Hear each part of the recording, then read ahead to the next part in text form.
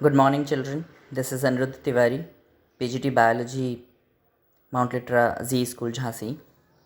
In the previous lecture, we discussed about phases of sexual reproduction and a bit introduction of events in sexual reproduction. Now, today we are going to start events in sexual reproduction. So there are three events actually in sexual reproduction. Number one is pre-fertilization stage, number second is fertilization, and number third is post-fertilization. What happens in pre-fertilization? In pre-fertilization, gametes are formed. As we have already discussed in previous sections, that sexual reproduction involves formation of male and female gamete, and there are two individuals involved. Male makes male gamete and female makes female gamete, and this formation of male and female gamete is also known as gametogenesis, and this is the first event of sexual reproduction known as pre-fertilization stage. Now what happens after this male and female gamete formation? They both fuse together to form one single celled structure known as zygote. Now this is second step or event known as fertilization. Fertilization is fusion of male and female gamete, and which makes zygote, a single celled structure. What happens after zygote formation? This zygote develops into an embryo, and this development of zygote as well as embryogenesis, development of embryo, is known as post-fertilization event, after fertilization. So these are three events, and these three events we are going to study one by one in elaborated form. So we are talking about first the pre-fertilization stage, which has two sections. Number one, gametogenesis, as I earlier told you, the formation of male and female gamete, and the second one is gamete transfer. When the gametes are fully formed, the male gamete is transferred to the female gamete and they fuse together. Sometimes what happens, male and female gamete, they both fuse together and they both are motile. They both can move freely. Gametes are always haploid. What does it mean? Haploid means the chromosome number that we have, if the chromosome number is half or the set of chromosome is half, that is known as haploid. So haploid cell is also known as gamete. It may be male gamete, it may be female gamete, and haploid cell is formed by a division known as meiosis or meiotic division, which you must have read in class 11th. Now, when these haploid cells, gametes, are morphologically similar, they are known as isogametes, and they are mostly found in algae. And if these, such as this is example, isogametes, and if the haploid gametes are dissimilar, they are known as heterogametes, such as in humans, egg is very big, ova, and sperms are very small. This is heterogamete.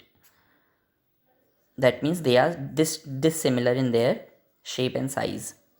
So this is gametogenesis.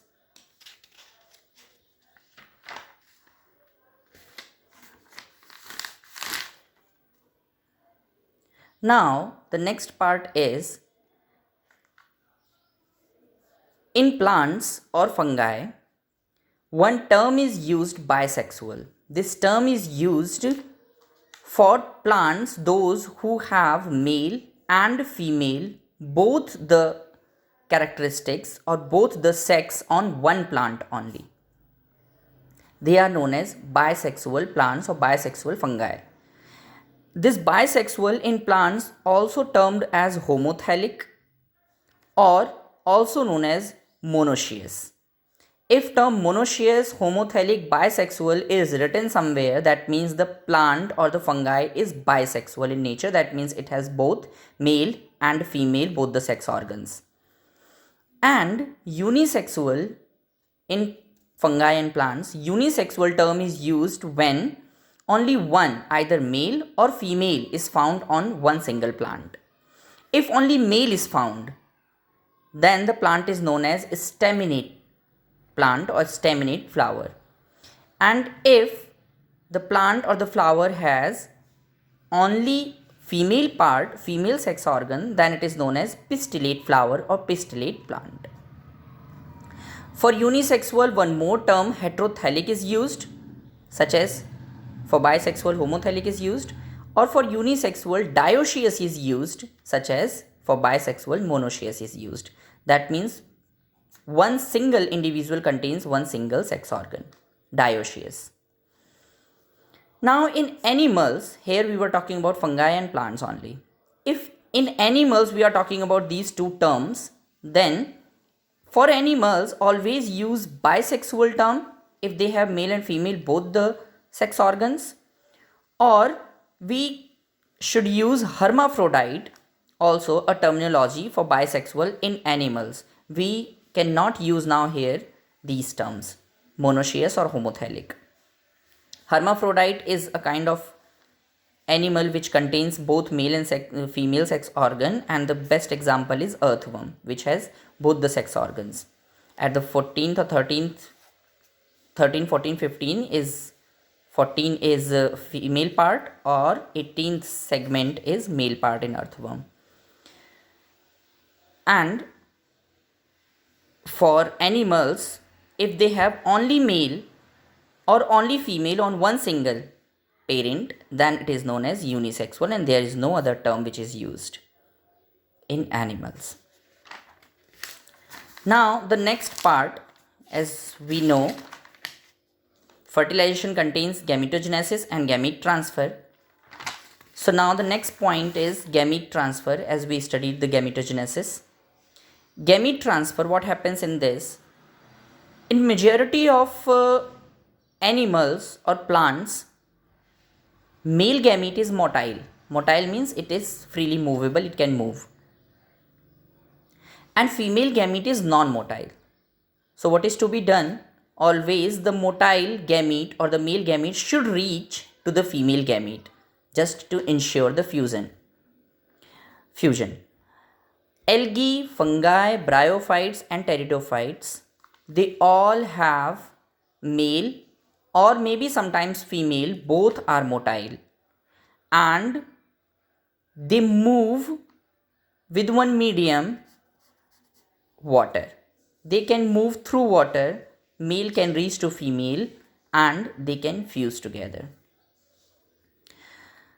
The second part is in higher plant, if we are talking about the gamete transfer.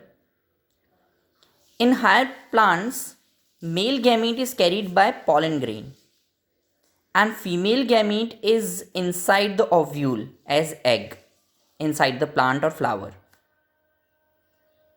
So pollen grain always must reach from anther of the flower to the stigma of the flower, just to ensure the fusion of gamete.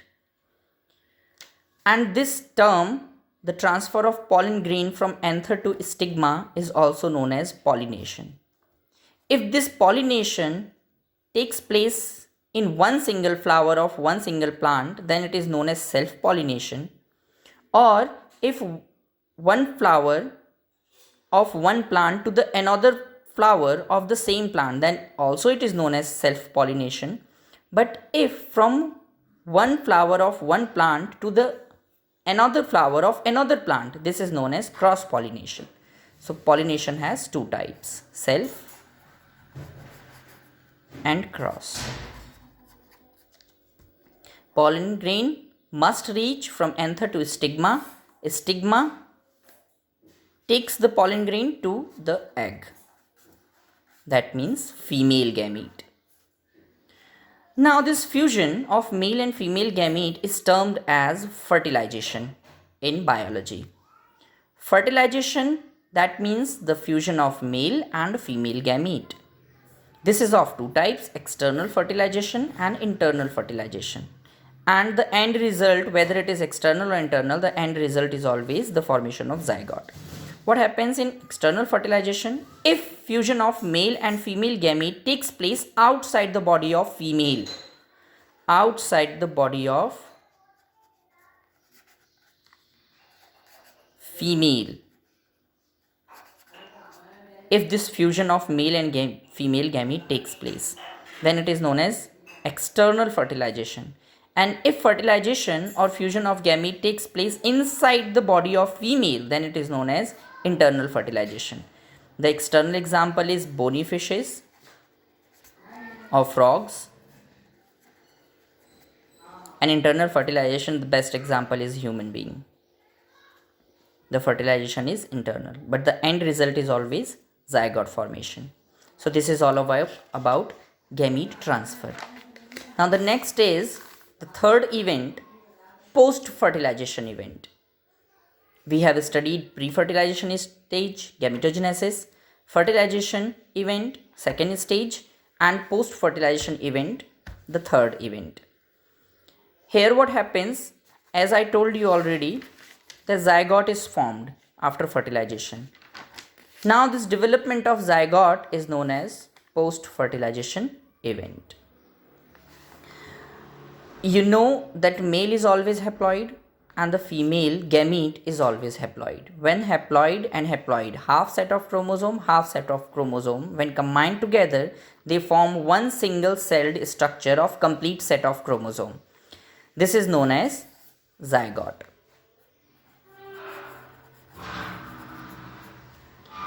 Now this zygote from here does mitotic division, mitosis, and one single celled structure converts into multi-celled structure, that is known as embryo.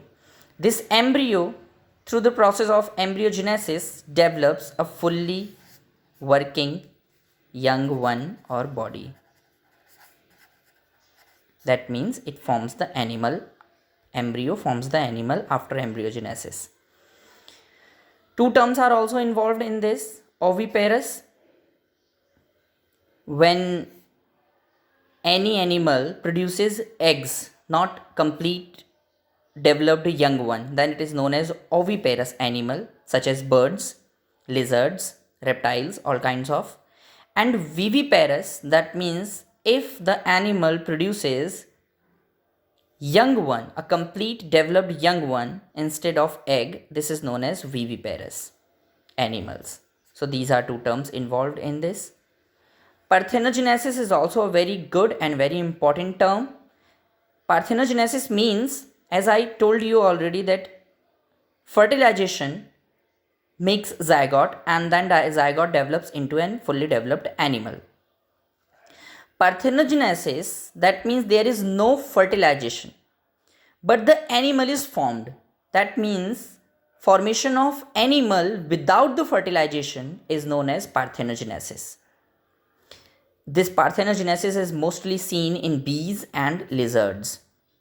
Parthenogenesis means the without fertilization, the development of an animal. What happens in post-fertilization event in plants? In plants, you must have seen one flower, petals, sepals, they all fall off. The zygote develops into embryo after fertilization. Ovule develops into seed and ovary develops into fruit. When fertilization takes place in flower in plants, after fertilization, when the zygote is formed, what happens to one flower? The zygote which is formed after fertilization develops into embryo. The ovule which is found in flower develops into seed, and ovary which is found in flower develops into fruit. And this is post-fertilization event of plant. So here all three sections, pre-fertilization, fertilization and post-fertilization end, and this chapter also ends here. Thank you very much.